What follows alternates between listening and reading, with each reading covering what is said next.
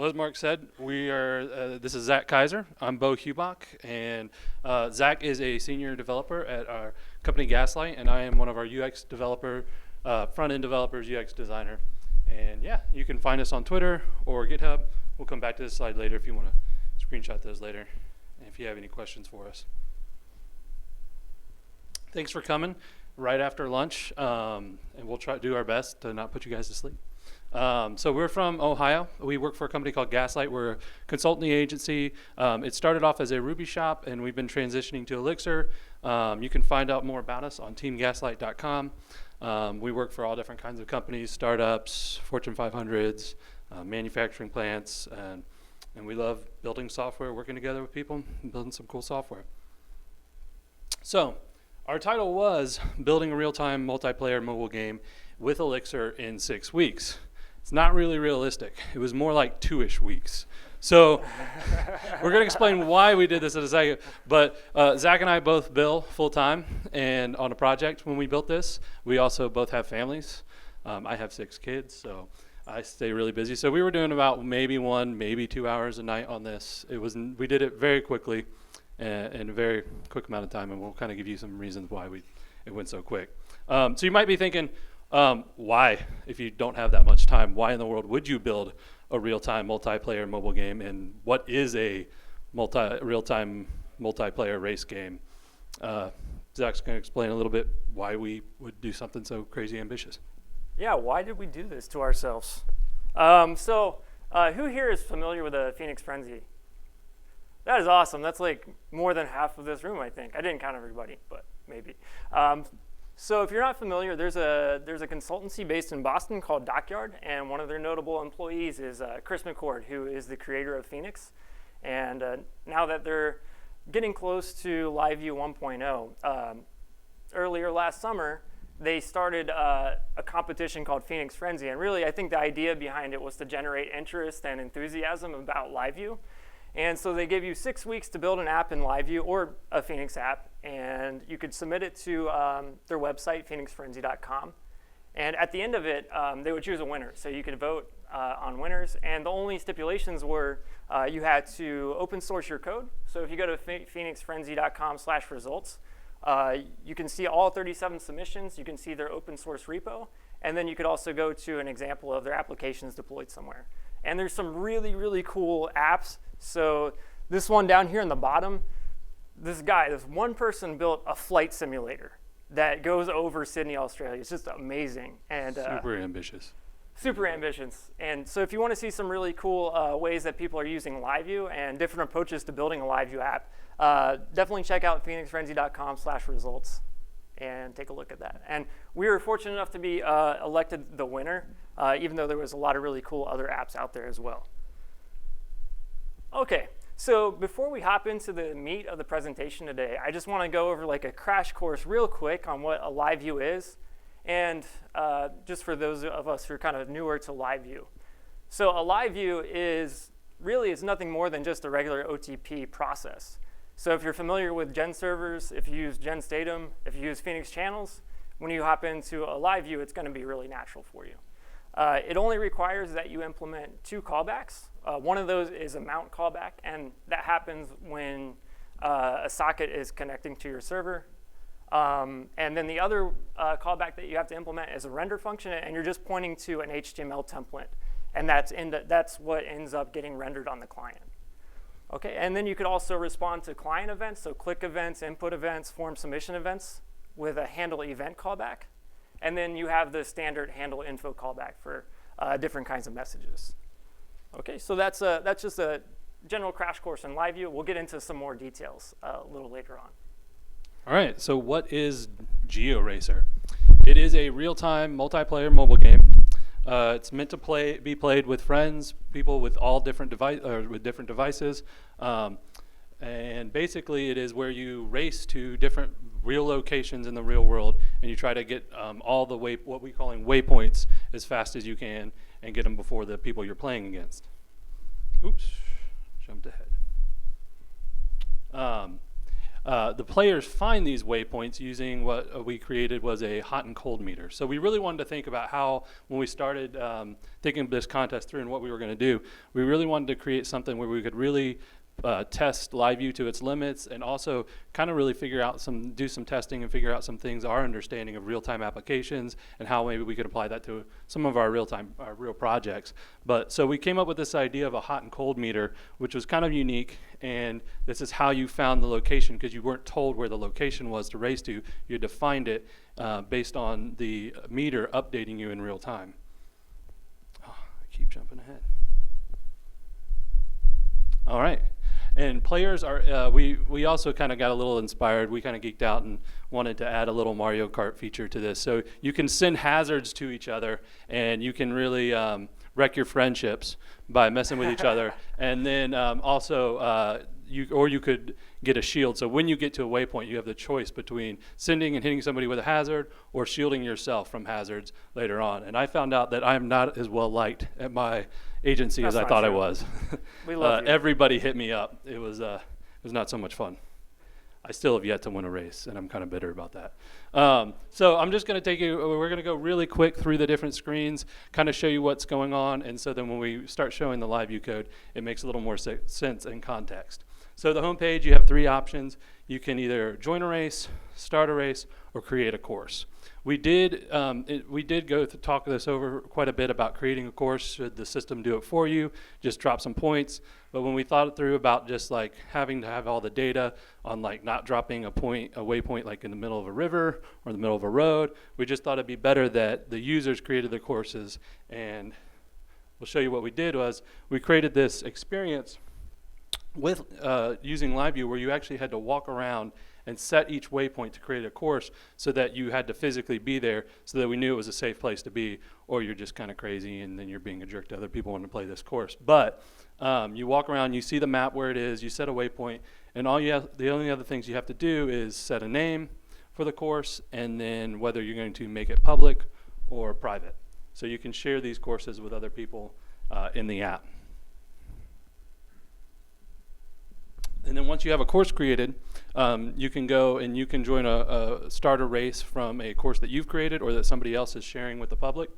You just go and click on that, and then it gives you an 8-digit code that you then can share with other people that want to join your race. Then it takes you to a race screen, and as people join the race, it live updates using LiveView to let you know as people join. And then once you see everybody you're happy, the person that created the race then will start the race.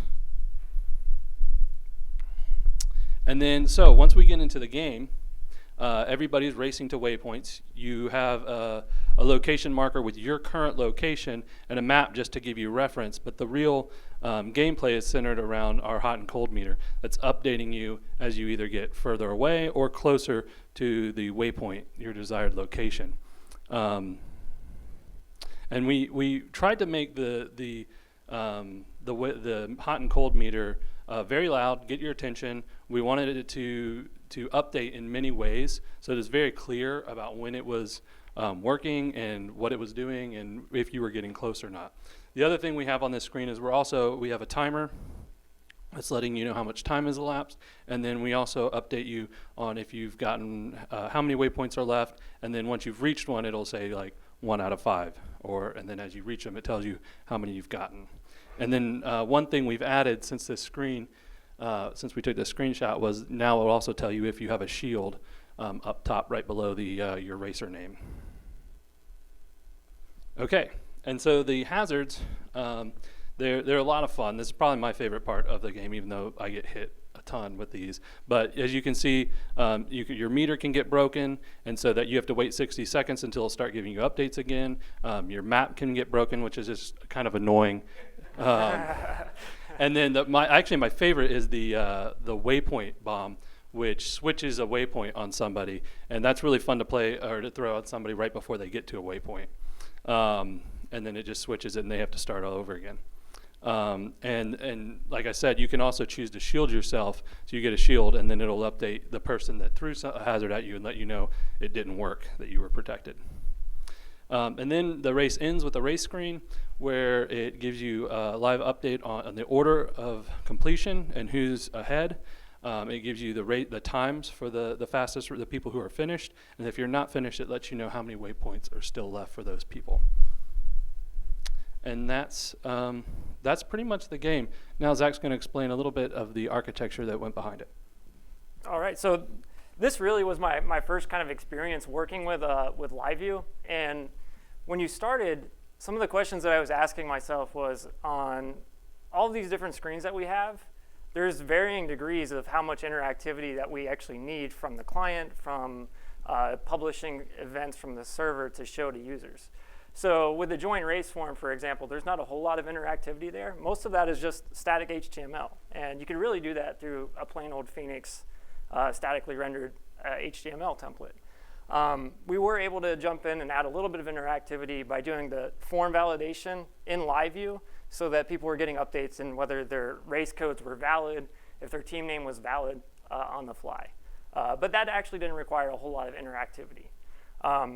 So Phoenix gives you 3 ways to kind of spin up a LiveView process. And I want to talk a little bit about each one of those and then show an example of one of the ones that we used for the race screen. So the race screen was obviously, that's where all the interactivity was. There's other players doing things that are going to affect you that we have to let you know about.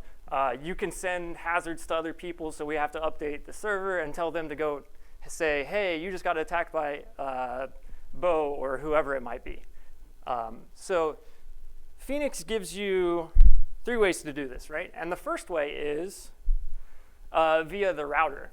So Phoenix LiveView, when you pull that in as a dependency, it gives you a live3 macro that you can use in your router.ex file. And what this really lets you do is it lets you route your users directly into a LiveView module. And so what this is going to let you do is cut down on having a controller. So you don't have to set up a controller for an incoming HTTP request and then a corresponding action in that controller. And then on top of that, have the controller shell out to the LiveView process. You just have the router, and then you're saying go directly to my LiveView process. The second way that you could do this is you could use the traditional controller approach. So inside of your regular controller, you would set up like a get route, for example, and then send that over to a controller show action or something like that. And from inside of your controller, instead of using the Phoenix render, you can use the live render on Phoenix LiveView controller. And the last approach is you can actually embed LiveViews inside of static HTML templates or inside of other LiveView templates. And this is really good for adding like just little splashes of interactivity. This is what we use for the form validation. And I'll talk a little bit more about some of the benefits from this. But real quick, let's just touch on the router approach, because this is what we use to spin up the race. OK, so we're going to look at a case study of the race screen. And so we're going to handle incoming requests via HTTP to /races/ID. That HTTP request is going to be converted to a WebSocket connect. OK, so what does this look like? So this is our router.ex file. And there's a few things of note here that I kind of want to point out. You can see that we have this pipeline at the top here, and it's specifically only for when you're visiting a race screen. And what we need to do is we need a few pieces of information before we're able to serve up your request and show you your race screen. So first of all, we need to know who you are, and that way we can identify how many waypoints you've reached, who you are when you're attacking somebody, and if somebody's attacking you, we can identify you. There's also an Authenticate plug that we're running you through, and this is because if you're not the owner of a race or you weren't invited to the race, we don't want to let you join a race. So this will redirect you back to the home page if you don't meet those criteria. And the last plug there is a kind of interesting thing.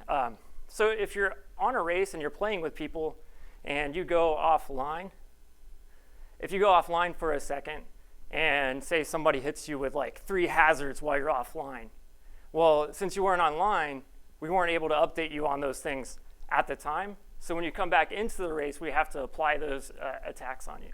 And we're doing this through a pipeline. And the important thing to note here is we're putting all this information, anything that we need to show you, when the LiveView process starts up, we're putting all of that inside of the session. And then that gets dumped off into the LiveView process in the mount callback. OK, and the second thing to note here is we have this really weird scope. So it's particularly specifically for /races/ID, and that's just so that we could pipe you through the traditional browser pipeline and the race pipeline on top of that. And then you can see down there at the bottom, there is the live macro itself. So we're saying go to the race live. That's our actual LiveView module where all the process callbacks are defined. And the third parameter, this is optional, but you could pass in more session data on the fly. So if you have kind of ad hoc data that you want to generate on the fly, you can do that there. OK, so that's great because number one, like I said earlier, it lets you directly route to a LiveView process. So you cut down on the controller overhead.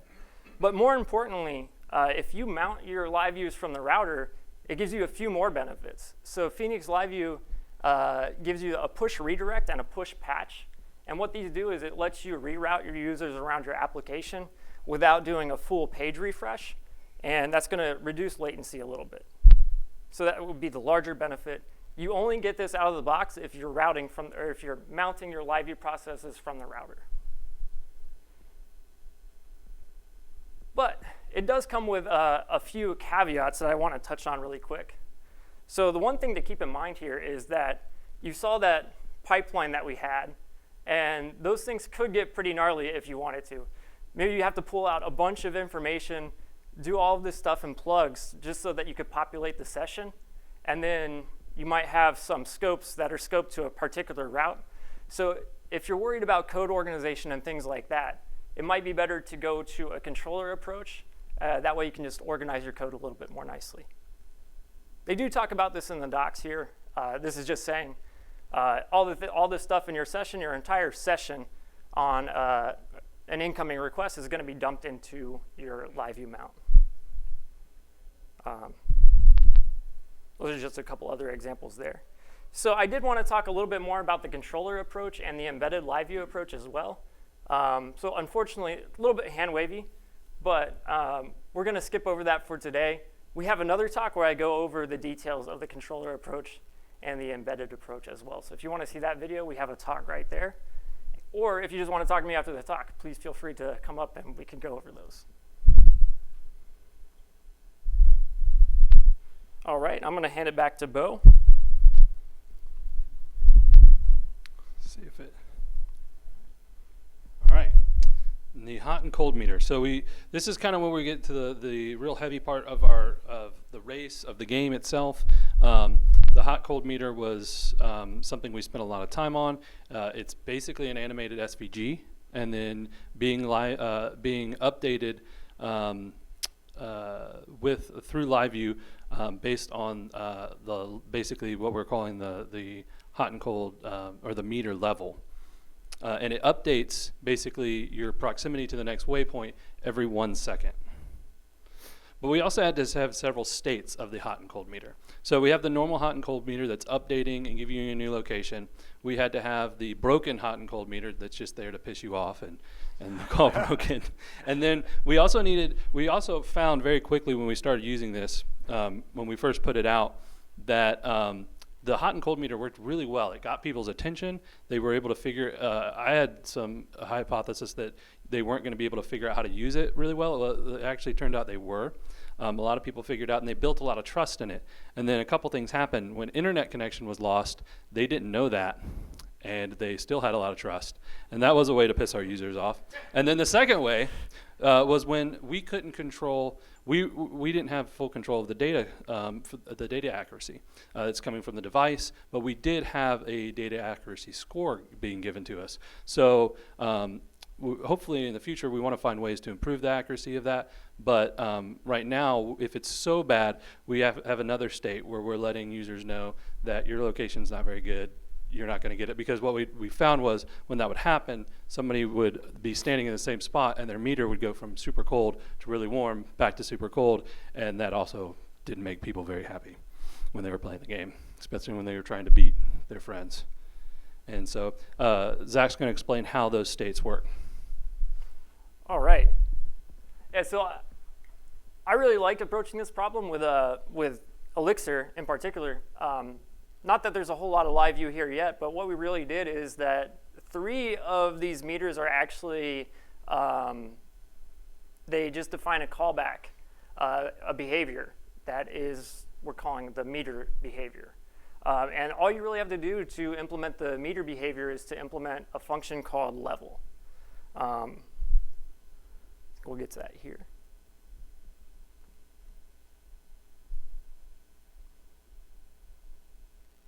There it is. OK. So each one of our implementations of the different meters, 3 of the 4 are defining this level callback. And with the level callback, what we're doing is we're getting a waypoint data structure coming in as the first parameter. We have our own custom location data structure that we're using. And that has information about how accurate your location, your device location updates are over time. So sometimes like you'll have really accurate data coming in, and it will kind of wane and wax over time depending on your connection and also whether or not there's like large buildings around that might affect how accurate your GPS location is coming in. So we're tracking that. And then the third thing there is just it's a float. And what that is really just the radius of the course that you're playing. And we'll use that for a reason I will get into in a second here. And this is going to return an integer between 0 and 9. And that's what we call the level. So on our meters, we have this context module in our Elixir app, not in the web namespace, but in the GeoRacer namespace, that returns one of these 3 implementations. So when you call this, we're going to return, if you've been attacked by somebody, the meter bomb is like the version with a broken glass and all of that stuff. We're going to return the meter bomb implementation. If we know that your location accuracy is unreliable, there's a kind of a switch. After a certain amount of time, we're not getting reliable data. We switch you over to unreliable, and we'll return a broken meter implementation. And that's the one where it says location data inaccurate. And then finally, the one that we ideally want to have most of the time is the live meter. And that's the one that updates and takes into account how far away you are from the next waypoint. So let's look at each of those implementations. So this is for the live meter here. This is how the live meter defines the level callback. So first of all, we take in your waypoint and we convert it over to GPS coordinates. And we're using this library called geocalc to calculate how far away your location right now is from the waypoint that you're trying to reach. And then we normalize that based on how wide the race is. So there was kind of a little bit of inconsistency, and it wasn't a uniform experience if you were playing on a really large course compared to a really small course.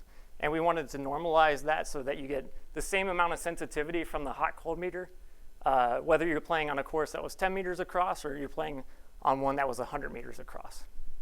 And then finally, we return a score based on that number from 0 to 9. OK, and then if we look at the other implementations, these 2 implementations, they don't take into account any of the information that's coming in. With the meter bomb, we want to like really throw you off. Every time we get an update from your device, which is about every second, we're just returning a random number from 0 to 9. And with the broken meter, we're just returning 0 every time because we can't rely on your location update information. We were inspired by everybody's favorite pop-up ads to really annoy the racers. OK, so the SVG itself, so Zach was talking about the determining that level, the meter level. And so what we were able to do is we were able to affect the meter and give it all this life with that one meter level in 3 different ways. So we just got a basic SVG. All the lights are these paths. And what we're doing is we're adding 2 classes based on that meter level.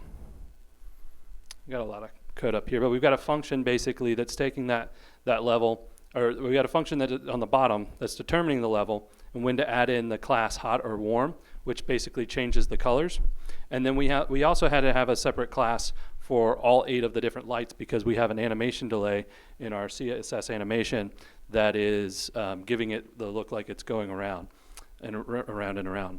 And then we have basically 2 different CSS animations that are changing the colors. And the default's the blue, and then it turns to red as it keeps going. We're also changing the center. So we wanted also the whole thing to feel really like it was warm and it was getting really hot as you got closer to because we wanted it to be really obvious. So we have a SVG gradient in the center of the meter. We're calling the core. And basically all we're changing there is the radius of that gradient based on that meter level. There we go. So we got a function that's basically multiplying or adding 100 to the radius for every of the 9 different steps in the meter as you get closer and closer. And then on the last step, the 9, it goes up to 1500. So it's real warm because the message there is on fire. And so need to feel like it was on fire. And then we're adjusting the text. And so we have a function again pulling from that meter level. And we have 5 different states for this. Basically, each 2 lights gets 1 message, and we have cold, warmish, warm, hot, and on fire. And then we also had to do a little bit of fancy work because it is SVG, so we had to specifically place the text for each different word so that it looked centered. But we're again just using the meter level from the Elixir code, and it was really easy to adjust and move around. All right, so I want to circle back a little bit. So we talked about 3 of the 4 different implementations of our meter, and I want to talk now about the last one. And so the last one is the one that we're showing you when you're disconnected from a server. And so when you're thinking about Phoenix LiveView, you might be like, hey, wait a minute. Isn't Phoenix LiveView just rendering stuff from the server? So how would you render a thing if you're not connected to the server? And so that's where this feature from Phoenix LiveView comes into play. They have a feature called JavaScript Hooks, or Phoenix Hooks, sorry, that lets you react to different events on your connection. So for example, there's a mounted event where you can run some custom code on the client when your connection gets established. There's an update event or an update hook, and you can run some code when you get new updates coming in from the socket connection. But the ones that we wanted to use here is they have a disconnected and a reconnected hook. And what we did is if we got a disconnected event from the connection, we had a JavaScript module that we called the offline meter with just a render function, and that just overlaid basically the same SVG on top of the one that got rendered by the server. And then on reconnect, we were just getting rid of that, and then the server would take over control again. So that was a really cool usage of the hooks in Phoenix. Okay.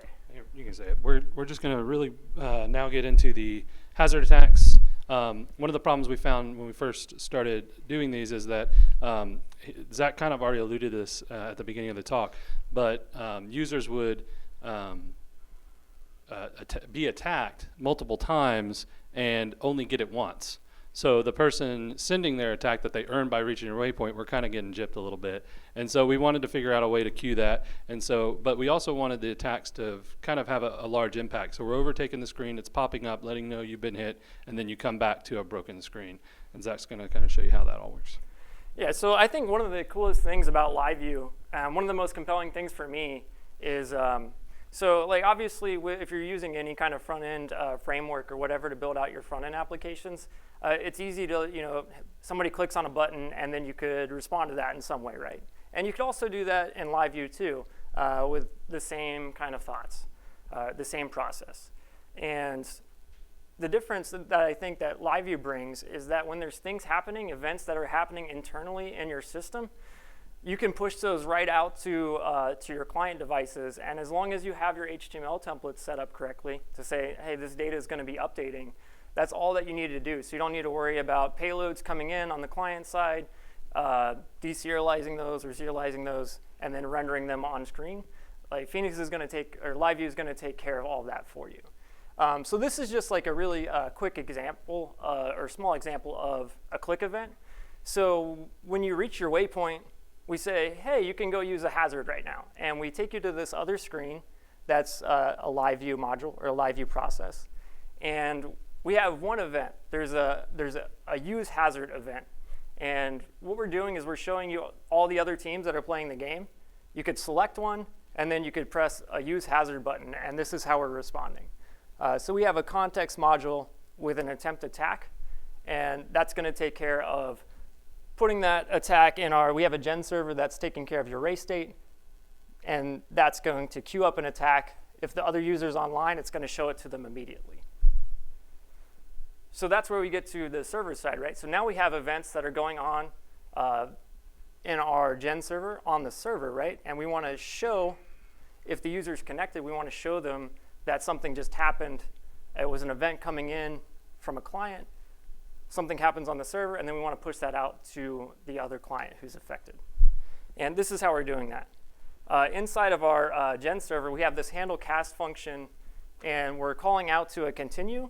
And at the very bottom of this, you'll see the race.events.attack attempted. This is actually pushing out a message via pub/sub to race LiveView processes. And if you were one of the people that got attacked here, it's going to pop up a message to you saying, hey, you just got attacked by whoever the attacker was. So that was all relatively straightforward to take care of in LiveView. OK, so another thing that we had to do, and Beau alluded to this earlier, we were just queuing attacks. And that way, if you weren't connected, when you reconnected, we could just apply all of the attacks that had come in on you while you were gone in the order that they came in. We wanted to make sure you felt all the love. Yeah, it's great. So if you had like 5 attacks queued up for you, as soon as you enter the race, it's like bam, bam, bam, bam, bam. It's really fun. You should try it. OK, this is a little snippet from our actual race LiveView module. So on mount, what we're doing right there, the races.consume attack queue. If you have some shields, you can block and drop some of the attacks without the effects of them being applied. That's what that function does. And if you block something, we have a notification that pops up that lets you know, hey, you just used a shield. You blocked an attack by this user. Congratulations. And we're doing that in 3-second intervals, so you're not just kind of overloaded with those things. And so every 3 seconds, this cycle notification, it's going to send a message to your LiveView process. And if you have a notification in your queue, we'll just show that to you. All right. So the last thing that happens that was nice with LiveView, when you get attacked, we actually wanted it to be like a really jarring experience. So what we did, instead of just showing you like a little layover on top of your race, we actually just redirected you to an entirely different route altogether. So you go to a different page, you get a different view, and it's kind of annoying because you have to go back. So in here, this is where we're like actually applying the effects of whatever hazards coming in on you. So the map bomb, the meter bomb, whatever it might be. And then we're dropping that out of your queue. And then there's only one button on the page that lets you go back to the race view. All right, so we're going to talk a little bit about easy wins with LiveView now. All right, and one of the first ones was form validation, a problem that's pretty commonly solved. But, however, it was really nice getting to write it in LiveView because we rewrote that code once. We didn't have to do it on the server side and the client side. And then we also had some ability to be able to update. It's really small, but we're actually updating how many characters you've put in that are required and then letting you know when you get it. And so it made, we didn't have to spend a lot of time or do some fancy JavaScript just to make a really nice user experience. And it really took us not very long at all to get that done and get that put in. So form validation was a real win for us. Oh, and then so there are 2 places we have leaderboards, and that was another place where it was easy just to plug in LiveView, and then it just updated the racers and updated the times. The timer was another thing that was really easy, a really easy win for us, and then on these leaderboard pages. Yeah, so these leaderboards were pretty fun, and back when we started this, LiveView, they had just come out with the idea of components, and we were mostly done, so we didn't actually get to make this into a component, but I would kind of like to do that now. So if anybody's played with components and wants to talk after, please come see me and we'll hang out.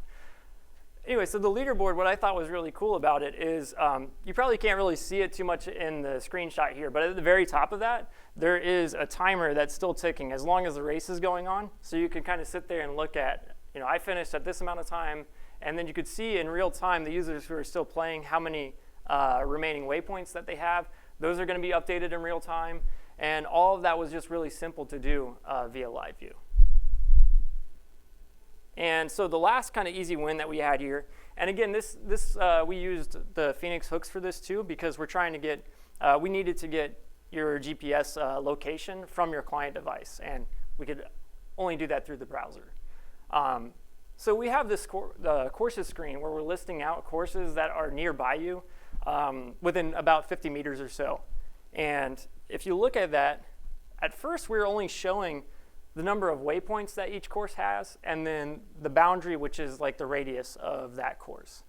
But I realized since we already had your GPS location information to show races that were within like 50 meters of you, I thought, well, wouldn't it be cool if we could show you exactly how far that course was from your current location? And we could do that by just pushing up a event through your LiveView process, and then it was saying it would render exactly how far away that course is within a few meters. And also, it's only in the metric system. So we're trying to do our part to make this a better place for everyone.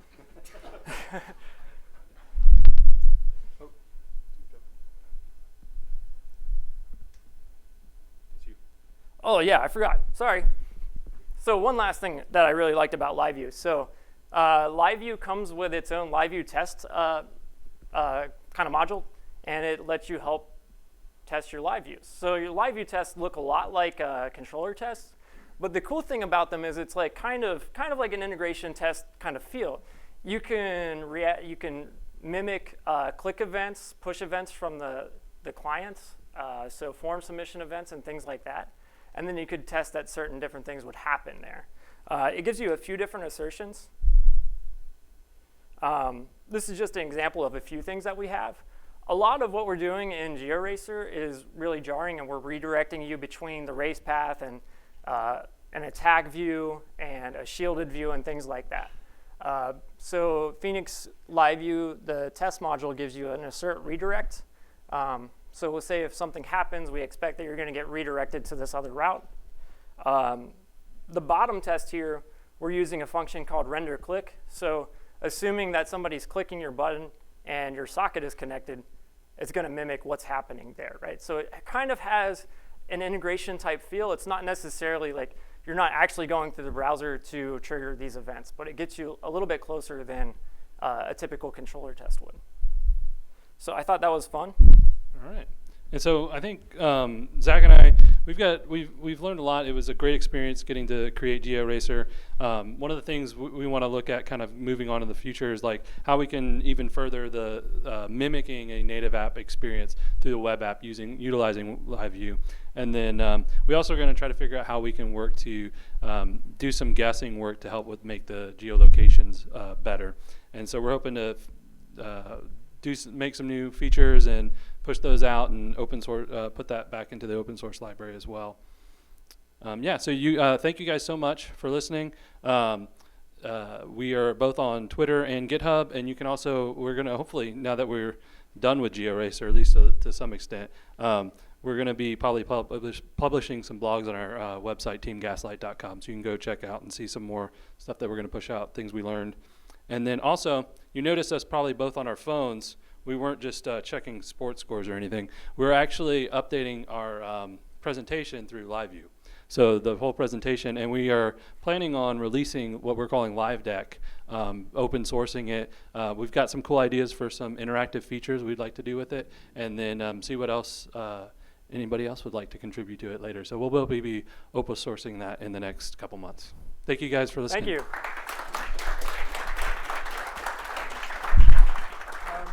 We've got a couple of minutes for questions. We got started a bit late because of lunch. All right. Okay, thank you for the talk. I have one question regarding, I don't know if it's going to take a long time to talk, but the map. How was the map like? I didn't got like if the map was kind of related to your position. How was it like? Was it updated? And how do you render the map? Was it like client-side rendering or whatever? Yeah, so we try to do some. We're using Mapbox.js to do the rendering of the map, and we have some custom styles and things like that on it. But the interesting approach that we tried at the very beginning was we're saying, okay, we want to embed this thing inside of an HTML template from Phoenix. And so what we did at the very beginning is we made a custom web component, and then we were rendering that inside of our HTML. And it worked okay, but there was some issues there. I don't want to get too into the weeds on that, but if you want to talk a little bit afterwards, I can definitely discuss that. Okay. Yeah, we needed some quick, easy wins, so we turned to the Mapbox for that one. Yeah. I have a quick question. How did you approach this problem? Did you build your backend first, functions, everything in place, and then build the UI on top of it, or you went iteratively because this was a Phoenix Phrenzy project, so it's LiveView focused. So we are not going to look at any other way to do the UI probably. Yeah. And So then just quickly, I'm looking forward to Live Deck. awesome. That's- Awesome. Yeah, that's like clicker. Yeah, so we hope to have LiveDeck open source within the next couple weeks here. So at least like a very beginning starter repo for it. But yeah, so we actually, when we started this idea, we all kind of like brainstormed with about 15 other people that we work with. And before we started any development work on it, we actually got together and we story mapped what are the features that we want to do, what are the things that are really important to get done first. And we ended up settling on kind of some wireframes for what the race would look like and how you would set up a course. It helped just make decisions on what you were going to do on the back end. Even though it was a back end contest, we treated it like it was like we would any one of our regular projects, and it helped us go much faster. Exactly. And so, but to answer your question, we actually had a lot of the front end and back end development going on in parallel. So Beau was working on the templates, and then I was working on. I started with the contexts. Not anywhere near the web space, and then I got later into the web space and just was shelling out to my context functions from my LiveView process. This is kind of a side note, but it's so much better when I can just work in the Phoenix templates instead of having to go. Some stuff's in Phoenix, some stuff's in React, and I don't know where all the other stuff is. It was nice and helped us go fast too. I got one front end designer on our side already. My question is, how many people worked on it total? Was it just the two of you? And then what percentage of your time did it take up of those 6 weeks? Was it like work and free time, just in the evenings? No work, just free time. Just at home. It was just so we did have one of our other developers at Gaslight contributed to one of the hazards, right? Hazard bombs. Scott Wiggins. Yeah, so we did have a little bit of help from some of our other developers, and especially when it came to like planning and designing these features. But yeah, largely like Beau and I just went rogue because we had 6 weeks and we wanted to get it done before the submission deadline. So I was working mainly in the mornings before work started, and Beau was working a little bit at night, and lunch breaks as well. Yeah. All right, one more question. Going. All right. There's one. All right.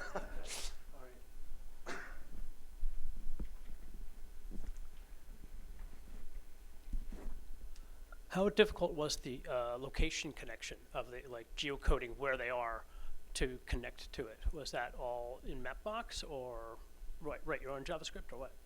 So we were using the built-in, the browser has a navigator object that has a geolocation callback. And what we were doing initially when we started working on this, they didn't have the Phoenix hooks.